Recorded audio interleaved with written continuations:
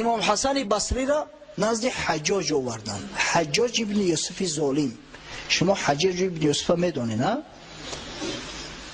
حضرت عمر ثانی، عمر ابن عبدالعزیز که مسجد ما به نام همه بزرگ گذاشته شده است، گفت اگر هر ملت با فرعونش بیاید، هر ملت با فرعونش یعنی با ظالم ترین پادشاهش، ما همه حجاج مون اگر پیشنهاد کنیم از همه فرعون ها فرعون تره. زیاده از 100,000 آدم کشته است، به بعض روایت 120,000 آدم کشته است.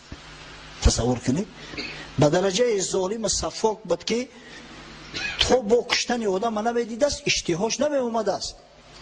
پیش از او که طعام چاش بخره عبید کنه می فرموده است یک دو مجرم می آوردن در پیشش گردن می زدین بعد طعامش می خورده است. حسن بصری را صدا کرد. امام حسن بصری یک جوان مردی قامت بلندی بسیار زیبا بود است، بسیار صورت زیبا و وقار بزرگ داشت. خیراتش کرد واهمه کرده که میکشمت فلان و بسمدان. امام حسن حتی میجش خم نخورد، گفت گوش کن، بین تو و آدم علیه السلام چند پشت گذشتگی ای؟ از تو تا زمان آدم علیه السلام چقدر آدم گذشته است؟ حجاج گفت بیشمار، عددشون خدا میدونم. یه وقت خوشش سرش داد که ایچی میگه، دیگه در دهشت غلطید، نگران شد. ایچی سوال بود دیگه، نه لام گفته تونست نه میم. امام حسن بصری به همو وقار، به همو آبرو، به همو عزت از در خارج شد، دیگه یکم سخنش نگفت به امام حسن بصری. اینا به یک کلمه گفت. زیرا امام حسن از خدا میترسه، از خدا که ترسیده دیگه پروایی که داری؟ مقصد تو مرای مردن میترسونی؟ و همه عاقبت میمریم، هممو عاقبت به سوی خدا میریم. مسلمانو از تو تا زمان آدم علیه السلام چقدر شخص گذشته است؟ گفت بیشمار. گفت حالی کجا دن؟ تمام دیگه شخص شید. حجاج ابن یوسف انا میخوای باید ما و شما هم خدا همیشه در قلب ما باشه، خدا همیشه در زبان ما باشه، همیشه با ذکر به یاد خدا باشیم. انشاءالله در این صورت خداوند متعال هر کجایی که رفتیم همراهمون است، هر کجایی که هر عملی که دست زدیم انشاءالله پروردگار دستگیری ما و شما است. متاسفانه حدیث تا آخر شد. الله حضرت مولوی قصه میکنه در مثنوی شریف، استون حنانه از هجر رسول، ناله میزد همچه ارباب عقول. همون ستون در تاریخ به نام حنانه معروف است. حنانه یعنی نوحگر، ستونی که گریه و نوحه کرده است. گفت پیغمبر چی خواهی ای ستون؟ گفت جانم از فراقت گشت خون، مسندت من بودم از من تاختی، بر سری منبر تو مسند ساختی. گفت یا رسول الله از فراقی تو گریه میکنم، من به بوی تو عادت کرده بودم، من به تنه بزرگی تو عادت کرده بودم، امروز مرا ترک کرده بالای منبر دستی کم میکنی میشینی گریه نکنم. گفت میخواهی تو را نخله کند، شرقی و غربی زی تو میوه چیند، یا در آن عالم تو را سر کند، تا تر و تازه بمانی در ابد.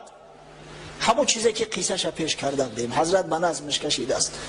گفت آن خواهم که دایم شد بقاش، بشنوی غافل کم از چوب مباش.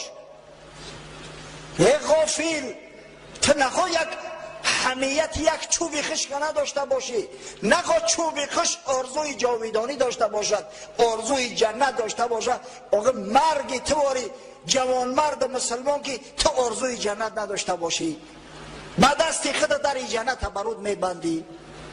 بشنوه غافل کم از چوب مباش. آن ستم را دفن کردن در زمین، تا چه مردم حشر گردد یوم دین. حضرت فرمید قبر کندند و ستون در زمین گور کردند. فردا روز قیامت وقتی که خداوند بنده هاش حشر میکند، انمو درخت هم حشر میشود، یک سرو جنتی میشود. تا بدانی هر کی را یزدان بخواند، از همه کار جهان محروم ما. هر کی را باشد ز یزدان کار و بار، کار او یافتست و بیرون شد ز کار. هر کسی که بنده واقعی خدا شود، انشاءالله براش اینطوری بشارت ها هسته.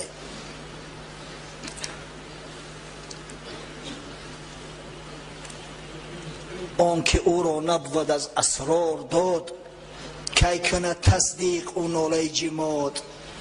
قبل از او که این شعر بگم تو اول حدیث از صحیح بخاری آوردم که ها یگان شک شبه نماند. از صحیح ترین کتاب بعد قرآن عظیم شان دلیل تو آوردم. اما متاسفانه در جامعه ما هنوز هم آدمای ابلهی هستند که همین گریه استون حنانه را قبول ندارند. آنکه او را نبود از اسرار داد، کی کند تصدیق او ناله جماد. پای استدلالیان چوبین بود، پای چوبین سخت به تمکین بود. حضرت مولوی میگه این فیلسوفای جاهل اینا پای حقیقی ندارد، یا پاشو چوبی ای، پای چوبی تمکین نداره. سرد از گرم فرق نمیکنه، سخت از نرم فرق نمیکنه. ببینه فلسفی که منکری حنانه است، از حواس اولیا بیگانه است، از حواس انبیا بیگانه است. او فیلسوفی که گریه حنانه را انکار میکند، او نمیداند که خدای تعالی به بعضی بندگانش چرا نعمت داده است که صاحب معجزه هستند. پیغمبران اولیاء الله صاحب کرامات هستند، همه چیزا را درک نمیکنند. ابو علی ابن سینا در ابتدای فعالیت همه گریه استون حنانه را رد میکرد. میگفت استونی که خشک شده است، دیگر یگان بافته و یگان حجیره زنده ندارد، چخیل میتواند که گریه کند یا از او آب خارج شود. اما ما باره به شما گفتیم که حالت و ساعت شد که وقتی که شیخ رئیس سینا به چشم خود کرامات بزرگان را دید، کرامات ابوالحسن خرقانی، کرامات ابو سعید ابوالخیر را دید، در کتابهاش من بعد ثبت میکرد. از جمله در کتاب الاشارات و تنبیهات وقتی که درباره اولیاء الله سخن میگوید کرامات ایشان، میگوید زنهار شک نکنید که مجرب است. ها زنهار شک نیاره که این در تجربه دیده شد. در کتاب اشارات و تنبیهات ابو علی ابن سینا به دست خودش هم ثبت شده است. ببینید شک نکنید که مجرب است. اگر چند بیچاره شیخ رئیس نصیحت کرد، اما تا به امروز فیلسوفای جاهل و احمق از حقیقت دور داریم که بالکل رد میکنند. نعوذ بالله.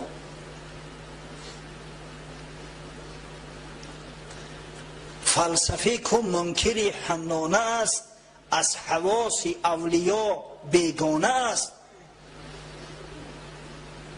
قصه عاد و ثمود از بحر چیست، تا بدانی کانبیا را ناز کیست. چرا خداوند قصه عاد و ثمود میارد؟ چرا خداوند قصه معجزه های پیغمبراش میارد؟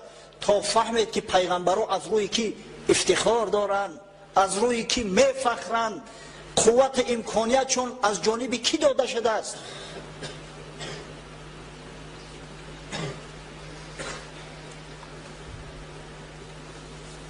معجزه موسی و احمد را نگر، چون عصا شد مار و استون با خبر.